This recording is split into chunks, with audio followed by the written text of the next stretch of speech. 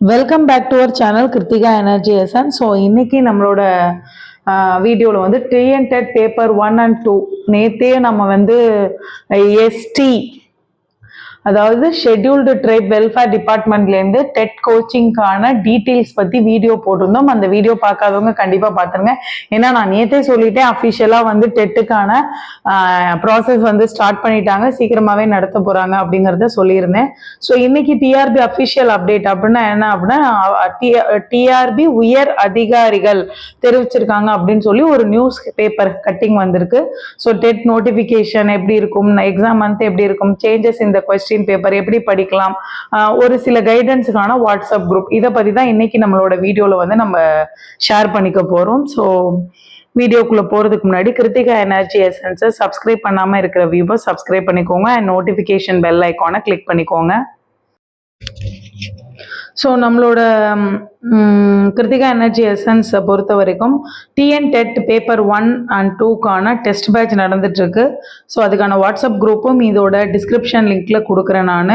So இது வந்து நீங்கள் டெஸ்ட் பேட்ச் குரூப் இல்லை, டிஸ்கஷன் குரூப்பு, அதில் ஜாயின் பண்ணிக்கோங்க. உங்களுக்குள்ள நீங்கள் டிஸ்கஸ் பண்ணிக்கிறதுக்கு ஈஸியாக இருக்கும். இந்த ஆன்லைன் பிளாட்ஃபார்மில் ஒரு ஹெல்ப்ஃபுல்லான ஒரு விஷயமா இருக்கும்னு நான் நினைக்கிறேன். ஸோ இப்போ டிஎன்டெட் அப்படிங்கிறதுல என்ன மாதிரி கைடன்ஸ் நம்ம சேனல்ல இருந்ததுன்னா, சிடெட் பேப்பர் 1 வந்து 2011 கிளியர் பண்ணோம். டிஎன்டெட் பேப்பர் 1 and 1 வந்து 2012 கிரியேட் பண்ணோம். 14 வந்து டிஎன்டெட் பேப்பர் 2 கிளியர் பண்ணேன். ஸோ இது மூணுலையுமே ஒரு எக்ஸ்பீரியன்ஸ் இருக்கு, எப்படி படித்தா ஃபர்ஸ்ட் அட்டம்ப்ட்ல கிளியர் பண்ண முடியும் அப்படிங்கிற ஒரு விஷயம் தெரியும். அதை நம்ம ஷேரிங் இஸ் கேரிங் அப்படிங்கிற ஒரு மோட்டிவோடு தான் இந்த சேனல்ல வந்து நம்ம கைடன்ஸ் வந்து கொடுத்துட்டு இருக்கோம். யாருக்கும் ஜாயின் பண்ணிக்க விருப்பம் இருந்தால் கண்டிப்பாக இந்த வாட்ஸ்அப் லிங்கை பயன்படுத்தி ஜாயின் பண்ணிக்கோங்க. ஸோ உங்களோட ஒரு study circle and community form பண்ண உங்களுக்கு அப்டேட்ஸும் சரி கைடன்ஸும் சரி ஈஸியாக கிடைக்கும் அப்படிங்கிறது தான் இந்த பதிவோட நோக்கம். ஸோ இன்னைக்கு வீடியோல ஒரு முக்கியமான விஷயம் என்ன அப்படின்னா, நமக்கு அரசு அனுமதி கிடைத்ததும் ஆசிரியர் தகுதி தேர்வு, அரசு அனுமதி கிடைத்ததும் ஆசிரியர் தகுதி தேர்வுக்கான அறிவிப்பு வெளியிடப்படும். ஸோ எல்லாமே ரெடி ஆயிடுச்சு. நோட்டிபிகேஷன் கொடுக்கறதுக்காக அனுமதி கேட்டிருக்காங்க. மத்திய அரசின் இலவச கட்டாய கல்வி உரிமை சட்டத்தின்படி 1 முதல் 8ஆம் வகுப்பு வரை பணியாற்றும் இடைநிலை ஆசிரியர்கள், பட்டதாரி ஆசிரியர்கள் டெட் எனப்படும் ஆசிரியர் தகுதி தேர்வில் கட்டாயம் தேர்ச்சி பெற வேண்டும். தேசிய ஆசிரியர் கல்வி கவுன்சில் NCTE அப்படிங்கிற விதிமுறைப்படி, national council for teacher education படி 2 முறை டெட் தேர்வு வருஷத்துக்கு நடத்தப்பட வேண்டும். ஆனால் தமிழகத்தில் அவ்வாறு நடத்தப்படுவதில்லை. கடந்த 2022ஆம் ஆண்டிற்கான தகுதி தேர்வு கடந்த 2023 பிப்ரவரியில் நடத்தப்பட்டது. 23-24ஆம் ஆண்டுக்கான தேர்வும் இன்னும் நடத்தப்படவில்லை. ஆசிரியர் தேர்வு வாரியத்தின் ஆண்டு கால அட்டவணைப்படி, அதாவது ஆனுவல் பிளானர் அதுபடி 2024ஆம் ஆண்டுக்கான டெட் தேர்வுக்கான அறிவிப்பை கடந்த ஏப்ரலில் வெளியிட்டு ஜூலையில் தேர்வை நடத்தி முடித்திருக்க வேண்டும். ஆனால் ஆகஸ்ட் தொடங்கி 10 நாள் ஆகியும் கூட டெட் தேர்வுக்கான அறிவிப்பு இன்னும் வரவில்லை.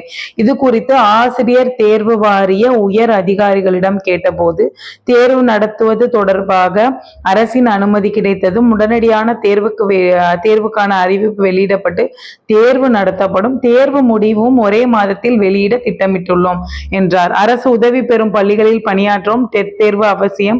அந்த வகையில் சிறுபான்மையினர் நல பள்ளிகள் உட்பட தனியார் உதவி பெறும் பள்ளிகளில் உள்ள காலி இடங்களில் சேர விரும்பும் ஆசிரியர்களும் தேர்வுக்கான அறிவிப்பை எதிர்நோக்கி காத்திருக்கின்றனர் அப்படிங்கிறது தான் இதோட நியூஸ். ஸோ இப்போ இதுல முக்கியமான சில விஷயங்களை நம்ம டிஸ்கஸ் பண்ண வேண்டியது என்னன்னா, ஸோ 2 வருஷமா நமக்கு டெட் நடத்தலாங்கிறத நியூஸ் பேப்பர்ல ஹெட்லைன் பண்ணி கொடுத்துருக்காங்க. ஸோ 2 வருஷமா நடத்தல. 22க்கான தேர்வே வந்து பிப்ரவரி 23 தான் நடந்துச்சு.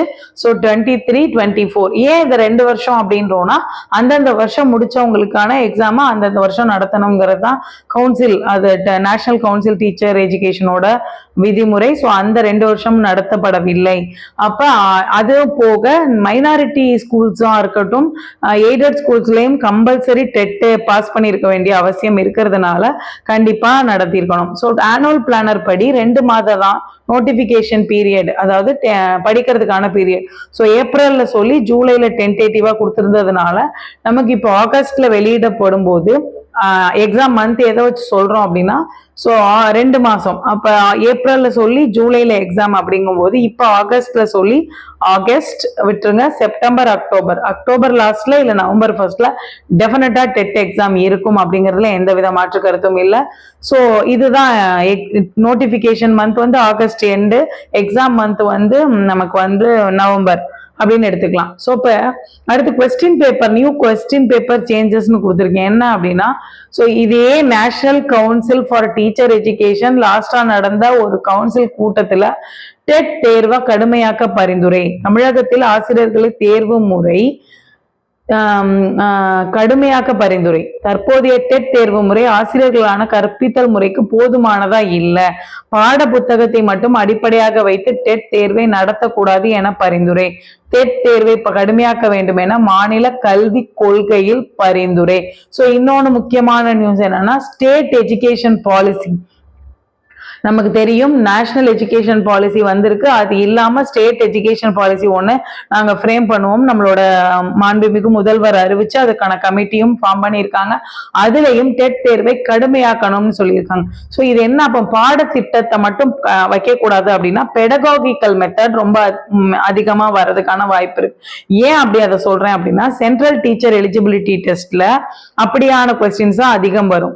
ஸோ நமக்கு டெட் மாதிரி, அதாவது டிஎன்பிசி மாதிரி டெட்ல வந்து ஒரு ஸ்கூல் புக்ஸோட வெறும் கண்டென்ட்டை பேஸ் பண்ணி இல்லாம அந்த கண்டென்ட்டோட டீச்சிங் மெத்தடாலஜி, பெடகாகிக்கல் மெத்தட், ஒவ்வொரு சப்ஜெக்டுக்கான பெடகாகிக்கல் மெத்தடை வச்சுதான் வரும். ஸோ கொஸ்டின் வந்து இந்த வருடத்துல இருந்து டிஃப்ரெண்டா இருக்கிறதுக்கான வாய்ப்பு அதிகம். அதை பத்தின அப்டேட்ஸும் நம்மளோட சேனல்ல உடனே அப்டேட் பண்றேன். என்னோட வாட்ஸ்அப் சேனல்லையும் நான் போடுறேன். கண்டிப்பா நீங்க வாட்ஸ்அப் குரூப்ல ஜாயின் பண்ணிக்கோங்க. ஸோ கிருத்திகா எனர்ஜி எசன்ஸ்ல வந்து நான் வாட்ஸ்அப் குரூப் ஜாயின் போட்டிருக்கேன், அதை ஜாயின் பண்ணிக்கோங்க. ஸோ இதுல என்ன எதுக்காக அப்படிங்கிறது, கொஸ்டின் பேப்பர்ல உள்ள டிஃபரன்சியேஷன் என்ன, சிடெட்டுக்கும் டிஎன் டெட்டுக்கும் என்ன வித்தியாசம், அந்த டிஎன் டெட் கொஸ்டின் பேப்பர் எப்படியெல்லாம் மாறுறதுக்கான வாய்ப்பு இருக்கு, தற்போதைய கல்வித்துறையில இருக்கிற புதுமையான திட்டங்கள் என்னென்ன, அந்த திட்டங்களை பேஸ் பண்ணி எப்படியெல்லாம் மாறுறதுக்கு வாய்ப்பு இருக்குன்றது தான் இப்ப இனிமே நம்ம தெரிஞ்சுக்க வேண்டியது. அதற்கான அப்டேட் வந்து நம்மளோட சேனல்ல வந்து அடுத்தடுத்த வீடியோல வரும். ஸோ கிருத்திகா எனர்ஜி எசன்ஸை சப்ஸ்கிரைப் பண்ணாம பார்த்துட்டு இருக்க வியூவர்ஸ் கண்டிப்பா சப்ஸ்கிரைப் பண்ணிக்கோங்க, நோட்டிபிகேஷன் பெல் ஐக்கானை கிளிக் பண்ணிக்கோங்க, எந்தவித அப்டேட்டும் ஸ்கிப் ஆகாம வரும். தேங்க்யூ ஃபார் வாட்சிங் திஸ் வீடியோ. உங்களோட ஃப்ரெண்ட்ஸ் யாராவது இந்த படிக்கிற சூழ்நிலையில இருந்தா நம்மளோட சேனலை ஷேர் பண்ணுங்க, இந்த வீடியோவை ஷேர் பண்ணுங்க. தேங்க்யூ ஃபார் வாட்சிங் திஸ் வீடியோ. Thank you friends.